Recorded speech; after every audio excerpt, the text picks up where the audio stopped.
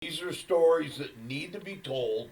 Marcia Bixby has spent years searching for answers about a brother that she didn't even know she had. It wasn't until I got his adoption papers that I knew that he was my brother. But I started searching right after I buried him in 1968. It's awful. Missed so much time growing up. Thomas Bixby was a decorated war hero. Yeah, that's South Vietnamese. Killed in action in 1968. What does it mean to the both of you to have been fortunate enough to have such a hero in your lives, even if it was for a short period, and such a decorated hero? He was decorated. He had a lot of medals. It's the Purple Heart. He wasn't wounded once either. No. He was wounded multiple times. Yes.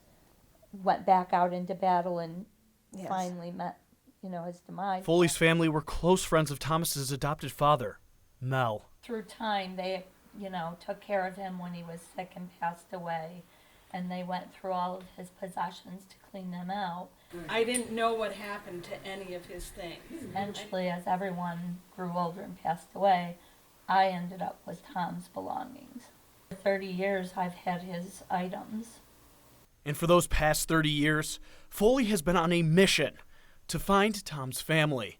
Time I saw a name Bixby, or I would just randomly go through a phone book, and if I found the name Bixby, I would call them and ask if they knew a Mel or a Thomas Bixby.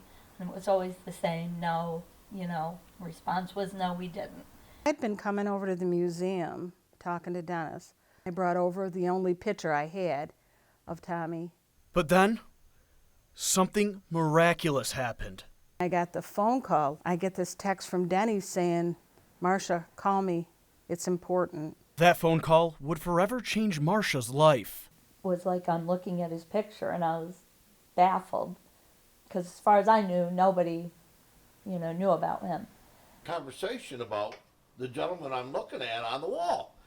And I'm going, no, I know he's got a sister. I know he's got a sister. On this day, Cheryl and Marcia brought Tommy's relics to be reunited with his brothers at arms, in reconnecting two women that never knew their paths had already crossed. I know the woman standing next to me until Cheryl and I met and we looked at the picture.